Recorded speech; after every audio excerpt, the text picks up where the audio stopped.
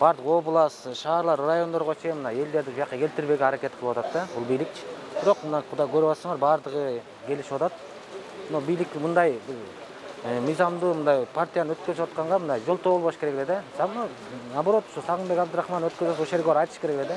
Булар бийликтеринин мындай эме болуп калды да, мындай көзү сокур, көкүрөгү көр бийлик болду да бул жээнбековдорчу. Ошон үчүн мына ага тоскоолдукка карабанда элдин баары келип атат. Азыр эмеден бүткөндөн кийин ушу оргкомитет өздөрүнүн эмесин. Тоскоолдуктар кандай тоскоолдуктар? Тоскоолдуктар эмне баягы эле коркутуу, үркүтүү, барбагыла, катышпагыла деген эле коркутуулар.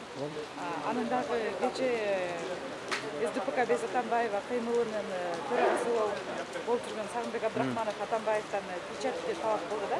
Ушул тууралуу өз оюңузду айтсаңыз. Эми ал Сагынбек эми сүйлөй берет да, ал чын коркучан киши. Анын башында көрүп атабыз, Асылбек Жээнбек, бир тууган Жээнбектер турбай, ак ишенип алып дейми.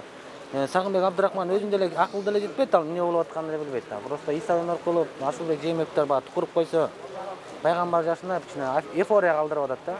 Аны мыйзамсыз. Убакыт келет, баардыгы жооп берет. Жээнбеков чыгып кетпедиби Асылбек? Эми ал Жээнбектер булар эми Жээнбектер мындай аябай куу кишилер да, мындай бир арамза, ойлору бир арам. Анан кийин көрүнүп эле калды да.